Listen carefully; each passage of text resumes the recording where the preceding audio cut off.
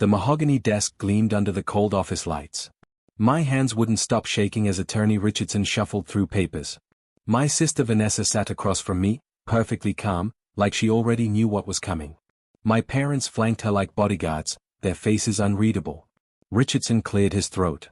To my granddaughter, Vanessa Chen, I leave the entirety of my estate, $8.4 million, including all tech company shares, the lake house property, and investment portfolios. The room erupted in polite gasps.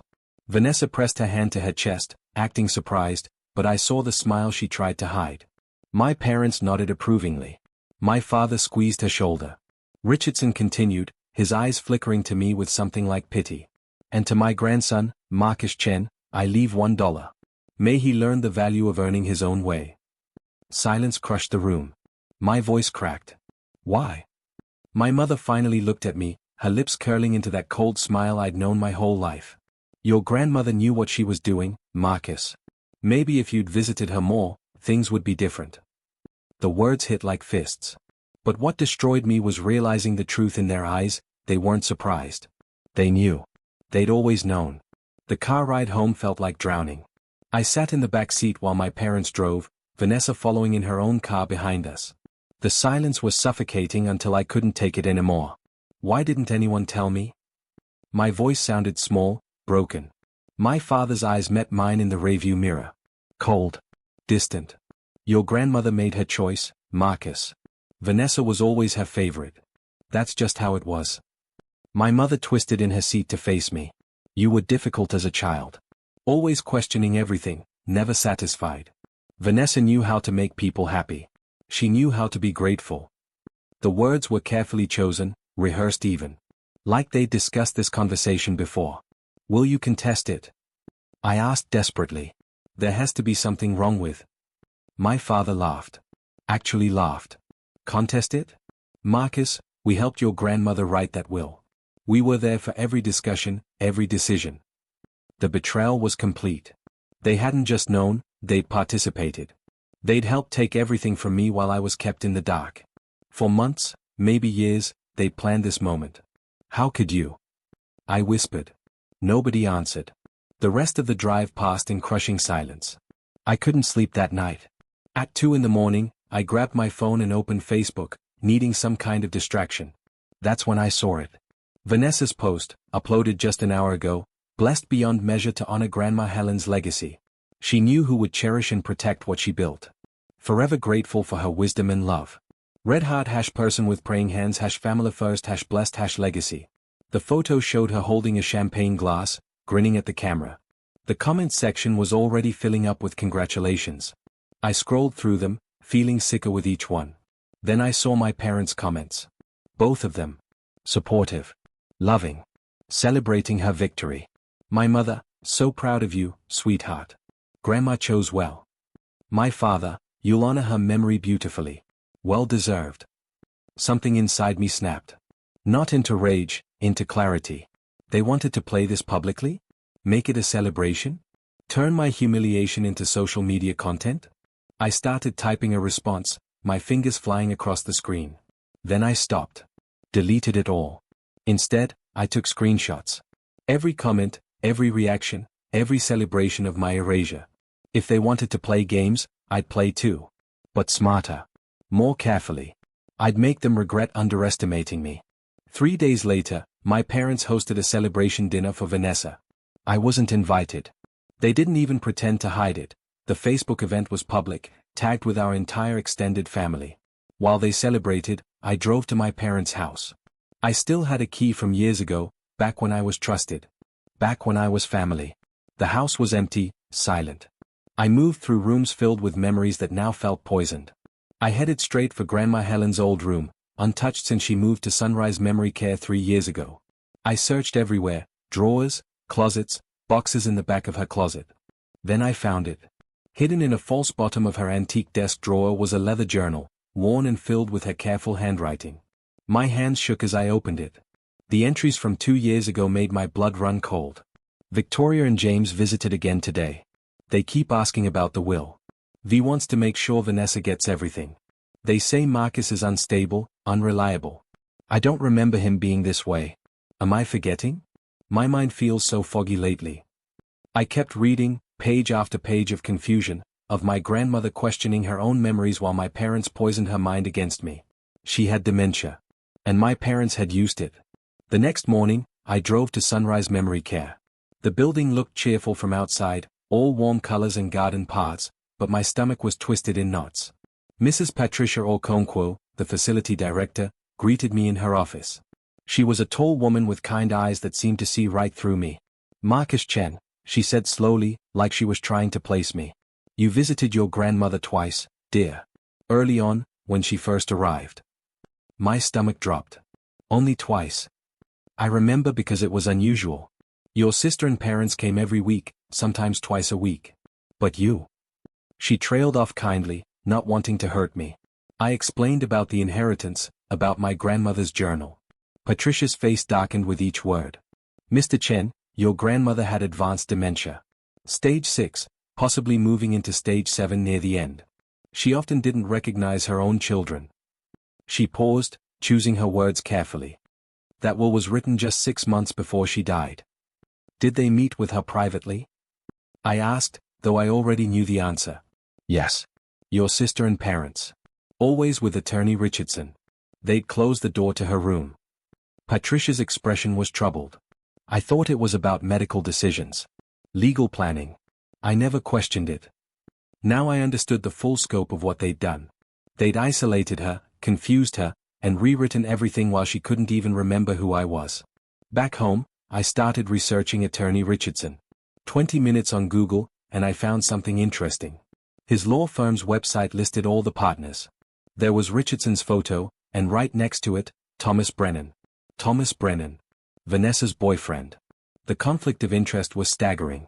I grabbed my phone and called Derek Martinez, my old friend from college who'd become a lawyer. Marcus. Long time, man. What's up? I explained everything, the inheritance, the dementia, the journal, Richardson's connection to Vanessa's boyfriend. Derek was silent for a long moment. Then, holy shit, Marcus. That's textbook undue influence. If your grandmother had documented dementia, and they isolated her while rewriting the will with a conflicted attorney? He exhaled sharply. You have a case. A strong one. But. I could hear the hesitation in his voice.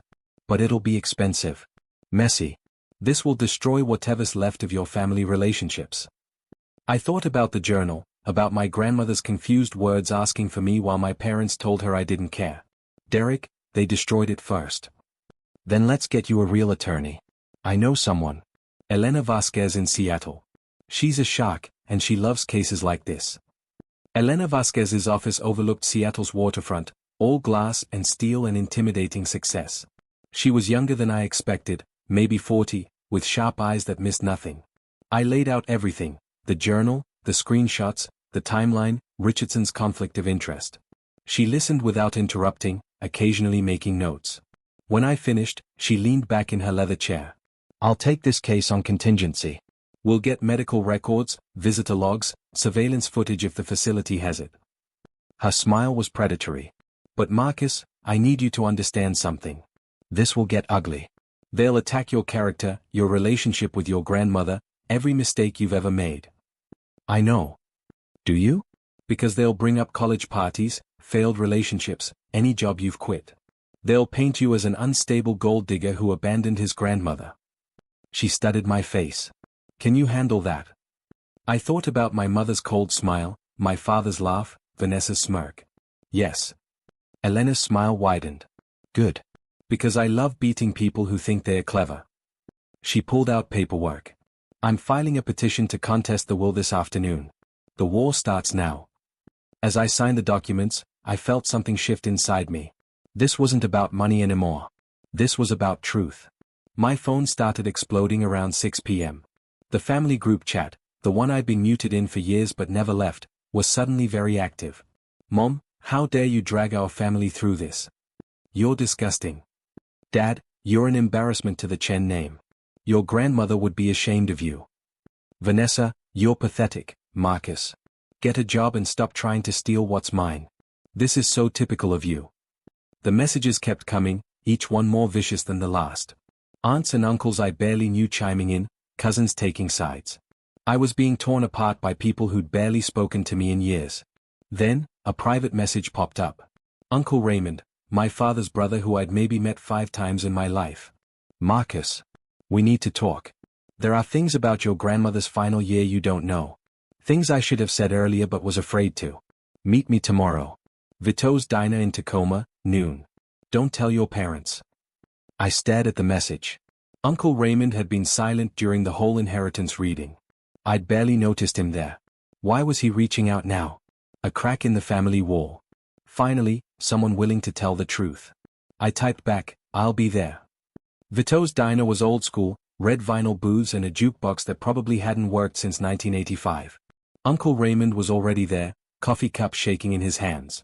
He looked haunted. Older than I remembered. I visited your grandmother every week, he said before I even sat down. Every single week, Marcus. Toward the end, she kept asking for you. His voice cracked. She'd say, where's my little Marcus? Why doesn't he come see me? The words were knives. What did you tell her? I didn't tell her anything. Your parents did. Raymond's jaw clenched. They told her you were too busy with your life. That you'd moved away and didn't care about family anymore. That you never asked about her. That's not true. I didn't even know she was that sick. I know. Raymond looked me in the eyes. I tried to tell your father it was wrong. He told me to stay out of it. Said Vanessa deserved the inheritance more because she was building a family, being responsible. He pulled out his phone. I recorded something. One of Helen's last lucid moments, about 3 weeks before that will was signed. You need to hear this. He pressed play, and my grandmother's weak voice filled the booth. Raymond, where's Marcus? I want to see my grandson. Hearing her voice broke something in me. Tears started streaming down my face before I could stop them. I have things to tell him about his grandfather. About the business. I want him to have the watchmaking tools. James says Marcus doesn't want them, but I don't believe that. Her voice grew more agitated. Something's wrong, Raymond. I can't think clearly. They keep changing my medications. Why do they keep changing them? The recording ended. I couldn't speak. Couldn't breathe. Raymond's voice was barely a whisper. The family doctor, Dr. Stansfield, was increasing her dementia medication. I didn't think much of it at the time. I'm not a medical expert. But the doses made her more confused, more susceptible. He pushed the phone across the table. This recording is yours now. Use it. Why didn't you speak up before? The question came out harsher than I meant. Because I'm a coward. Raymond's eyes were red. I didn't want to fight with my brother. Didn't want to tear the family apart. But watching what they did to you at that will reading? He shook his head. I can't stay silent anymore. This isn't right. I had evidence now. Real evidence. And I had an ally. Vanessa's deposition was scheduled for a Tuesday morning. Elena had prepared me. These things were usually boring, procedural. But she had a plan. Vanessa walked in looking confident, expensive suit perfectly tailored. Her attorney, Martin Cross, looked equally smug. They thought this was just a formality. Elena smiled pleasantly. Thank you for coming, Ms. Chen. Just a few questions. How many times would you say you visited your grandmother in her final year? Every week. Vanessa's voice was smooth, practiced. Sometimes twice a week. Family was very important to me. And how many times did Marcus visit? Twice, maybe. In the very beginning. She shot me a look. He didn't really care. Elena nodded, making notes. Did you ever encourage your grandmother to leave Marcus out of the will? Vanessa's face tightened. That's not, she made her own decisions. Of course. Elena slid a document across the table. These are visitor logs from Sunrise Memory Care. They show you visiting with Attorney Richardson 4 separate times in the month before the will was signed. All private meetings. She paused. Your grandmother had documented stage 6 dementia at this time. Can you explain these visits? Vanessa's lawyer jumped in. My client was simply helping with legal planning. While her boyfriend's law partner drafted a will that gave her everything. Elena's smile was razor-sharp. Interesting timing. Cross called for a break. Vanessa's confidence had cracked. As they left the room, I heard her hissing at her lawyer, voice panicked. Elena turned to me, grinning. She's rattled. Good. 2 days later, I got an email from an address I didn't recognize. The subject line, "You should see this." The email contained a single audio file and a brief message, "I'm a nursing assistant at Sunrise. I saw your case on the news. I found this in our security footage audio backup. I could lose my job for this, but it's the right thing to do." My hands shook as I clicked play. It was hallway audio from outside my grandmother's room. I recognized my mother's voice immediately. "Mom, we've talked about this. Marcus doesn't appreciate what you built. He dropped out of engineering, remember? He works at a bookstore now. No ambition, no drive. Vanessa has a real career, a family. She'll honor your legacy properly. That's what you want, isn't it?" My grandmother's voice, confused and weak, "Yes, I suppose. But Marcus used to visit when he was little. We'd." My mother, more firmly, "That was a long time ago, Mom. People change. Marcus doesn't need this money. He's made his choices. Vanessa will make you proud." "I'm tired, Victoria. So tired." "I know, Mom. Just rest. Everything's being taken care of." The recording ended. I played it 3 more times, each listen making me angrier. This was pure manipulation, captured on tape. I forwarded it to Elena immediately. Her response came in seconds, "This is exactly what we needed. See you tomorrow." Elena called an emergency meeting. When I arrived at her office, she had documents spread across her desk, medical records, prescription histories, appointment logs. "I got your grandmother's medical records from her doctor. Look at this." She pointed to a chart showing medication dosages. Dr. Philip Stansfield increased her dementia medication by 400% over 3 months.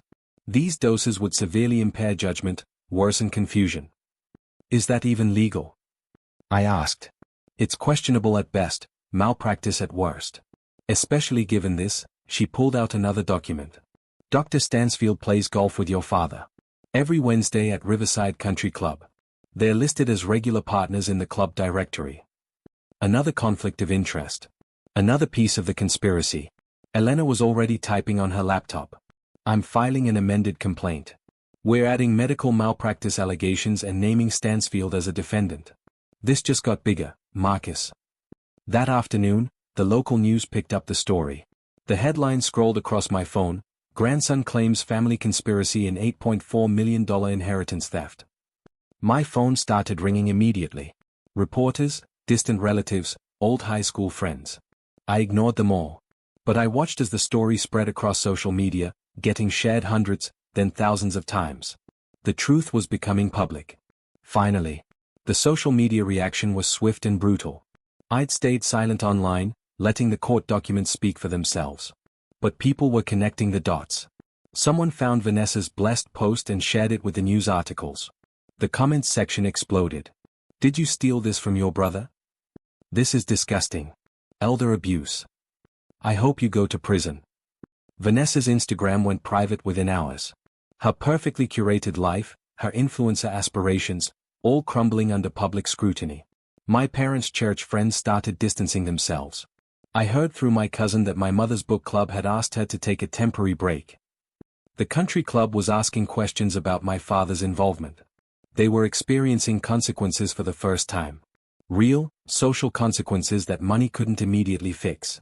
My father's business partner called me. "Marcus, I don't know the details, but what I'm hearing doesn't sound good. Your father says you're making false accusations." "Everything I've said is documented and provable," I replied calmly. "The court records are public. Read them yourself." He did. 2 days later, my father was quietly asked to step back from the firm while the case proceeded. The court of public opinion was turning. But the real court battle was just beginning. My phone rang late one night. My father's number. I almost didn't answer. "Marcus." His voice was strained, different from the cold certainty I'd heard before. "This has gone far enough. We'll offer you $400,000 to drop this. That's more than fair." 400,000. More money than I'd ever had. Enough to change my life. "Let me think about it," I said carefully. The next morning, I met with Elena. She listened to the offer, then shook her head. "They're scared, Marcus. The medical records are damning. The recording from your mother is devastating. We're winning." She leaned forward. "You take this settlement, you're letting them off easy. They keep $7 million, face no real consequences." I thought about my grandmother, confused and alone, asking for me while being told I didn't care. Tell them no. Elena nodded approvingly. Good. I called my father back that afternoon. I'm not settling. His voice changed instantly, warm facade dropping. You're making a mistake, Marcus. We have evidence too. About you. Things you won't want coming out in court. My blood ran cold. What evidence? You'll find out. He hung up. That night, I couldn't sleep. What did they have? What had I done that they could twist? The counter-motion landed like a bomb. My parents' attorney, Jonathan Hayes, filed a comprehensive character assassination disguised as legal defense. They had photographs, me at college parties, red cup in hand, looking drunk. Claims that I'd stolen items from my grandmother's house years ago. A statement from my ex-girlfriend Jenna saying I was financially irresponsible, manipulative, and emotionally unstable. I stared at the documents in disbelief. These are lies. All of this. Elena was furious, pacing her office. This is classic Davo, deny, attack, reverse victim and offender. They're desperate, so they're trying to destroy your credibility before the trial. But Jenna? She would never. My phone rang.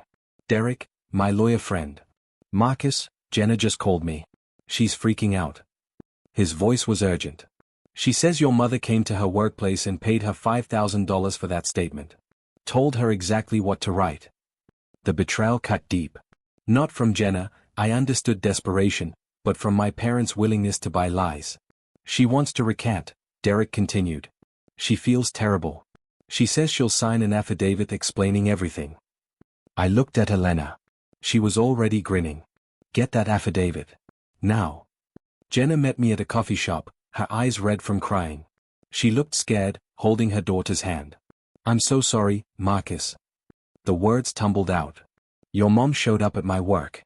Said you were trying to con money from the family. That you'd always been troubled and she needed someone to tell the truth about your character.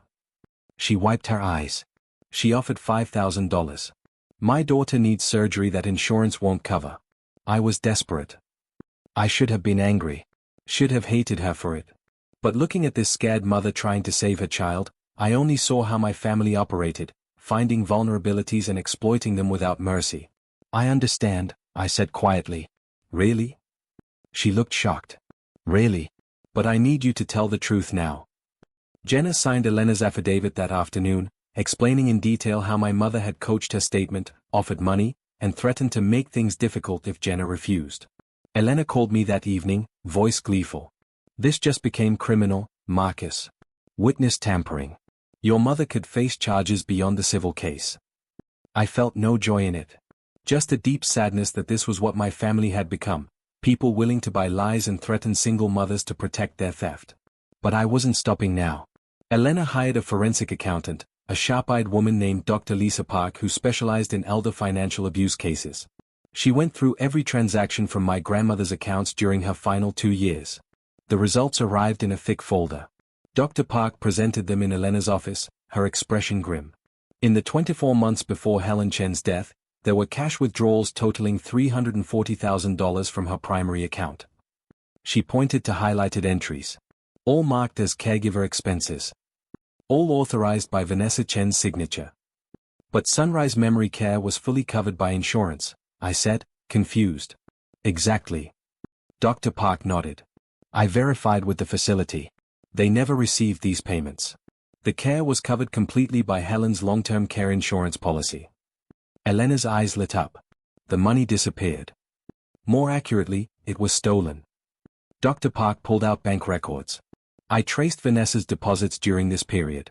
3 large cash deposits matching the withdrawal amounts.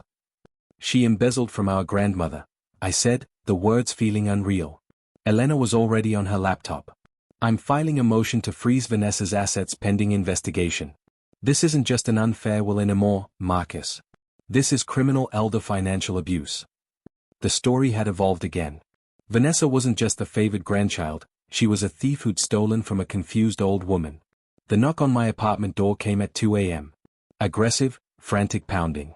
I opened it to find Vanessa, drunk, mascara running down her face. She pushed past me into the apartment. You're destroying everything. She was shouting, crying. Mom and Dad said this would be simple. That you just accept it like you always accept everything. They said you were weak. I pulled out my phone and started recording. Legal advice from Elena, document everything. They promised me you wouldn't fight back. Vanessa collapsed on my couch, sobbing. The money from Grandma's account, I needed it for the house renovations. She would have wanted me to have it anyway. She would have said yes if she could. She had dementia, Vanessa. She couldn't say yes. That's the point. We're family, Marcus. She looked at me with desperate eyes. You're supposed to let this go. That's what family does. I kept my voice quiet, steady. You stopped being my family when you decided I was worth $1. Vanessa's expression shifted from desperate to furious. You'll regret this. We'll destroy you. She stumbled to the door, screaming threats as she left. The recording was crystal clear. Elena had it by morning, and Vanessa had just confessed to everything. Dr. Park made another discovery that explained everything. She came to Elena's office with more documents, looking troubled. Marcus, your parents took out a second mortgage on their house 2 years ago. $250,000. She showed me the loan papers. Look at the justification section.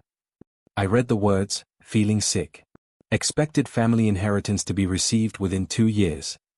They gambled on your grandmother's estate, Elena said softly. They were in financial trouble, probably from bad investments or debt. They needed Vanessa to inherit everything so she could bail them out. The full picture came together. My parents weren't just complicit or cruel, they were desperate. They'd orchestrated this entire scheme to solve their own financial problems. They'd manipulated their own mother, destroyed their own son, all because they'd made bad choices and needed someone else to pay for it. They'd sold me out for money they hadn't even received yet. The house is in foreclosure proceedings now, Dr. Park added. Started 3 months ago. Their house of cards was collapsing, and they'd burned every bridge trying to hold it together. The courtroom was packed. News cameras lined the hallway outside, reporters shouting questions as we arrived.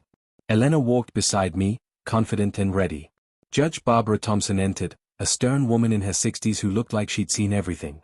She reviewed the case summary, then looked at both sides. This is a probate dispute with significant allegations. Let's proceed. Elena's opening statement was devastating. She laid out the timeline: my grandmother's dementia diagnosis, the suspicious will change, the medication increases, the embezzlement, the witness tampering. This is a story about greed, manipulation, and the betrayal of an elderly woman who built something remarkable. Helen Chen died confused, isolated, and manipulated by the very people who should have protected her. Elena's voice rang through the courtroom. The evidence will show a coordinated effort to disinherit Marcus Chen while directly stealing from Helen Chen herself. I watched my parents as Elena spoke. My mother stared straight ahead, stone-faced. My father wouldn't look at anyone. Vanessa's hands shook in her lap. The other attorney, Hayes, tried to paint me as an absent grandson who only cared now that money was involved. But his arguments sounded weak against the mountain of evidence we had. Judge Thompson looked deeply interested as Elena presented the medical records, the recordings, the financial documents. The trial had begun, and truth was finally being heard. Dr. Stansfield took the stand, looking nervous in his suit. Elena approached him like a predator circling prey. Dr. Stansfield, you were Helen Chen's physician for how many years? 15 years, he answered. And you're familiar with dementia treatment protocols? Of course. Elena projected his prescription records on the courtroom screen.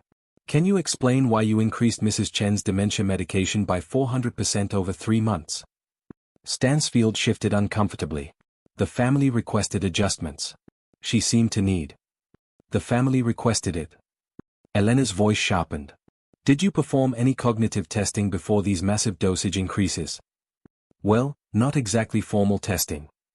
Did you consult with Mrs. Chen's neurologist before quadrupling her medication?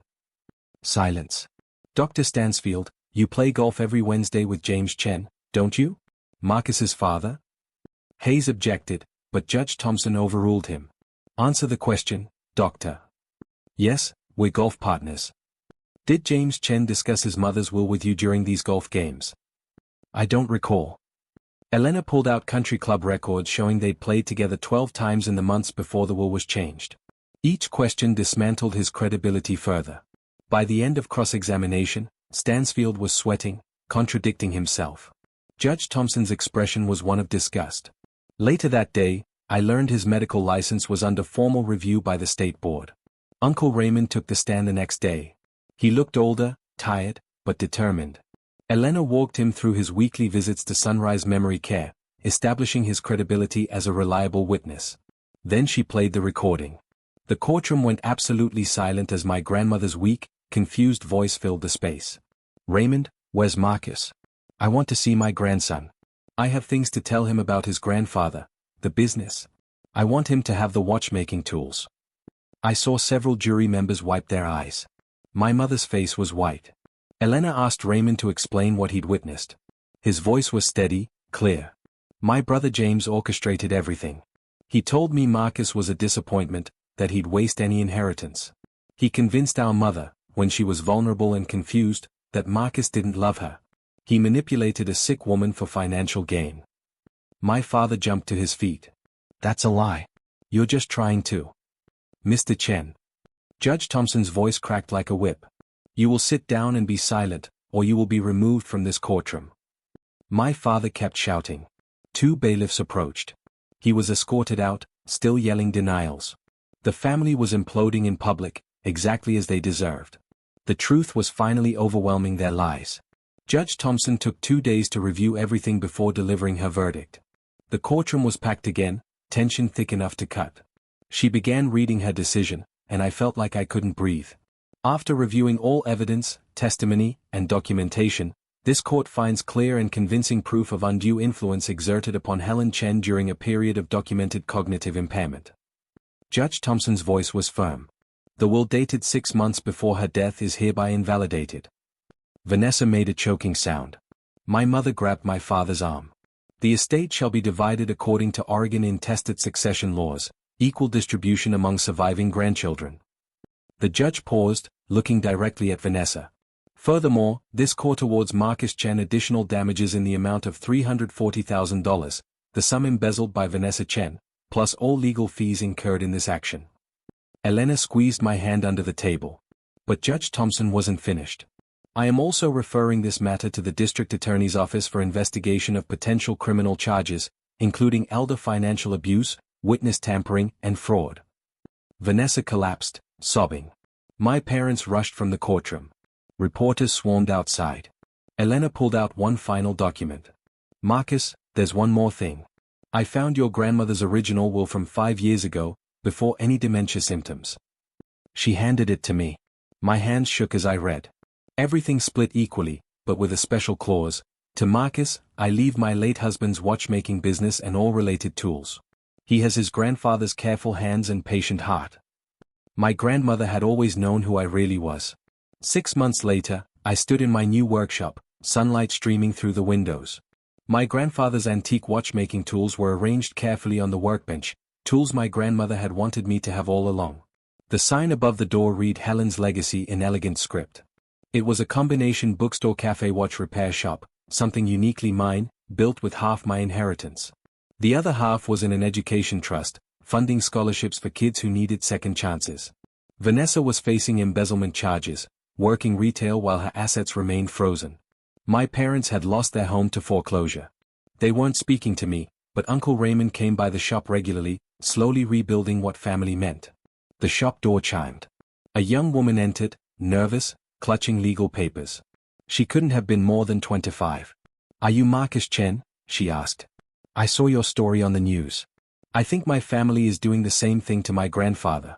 They're pressuring him to change his will, and he has dementia, and I don't know what to do." I recognized the fear in her eyes, the desperate need for someone to believe her. I pulled out a chair and smiled gently. "Sit down. Let's talk." This was my grandmother's real gift, not the money, but the understanding that standing up to injustice, even when it costs everything, is always worth it. The cycle of protecting the vulnerable would continue. And that inheritance mattered most of all.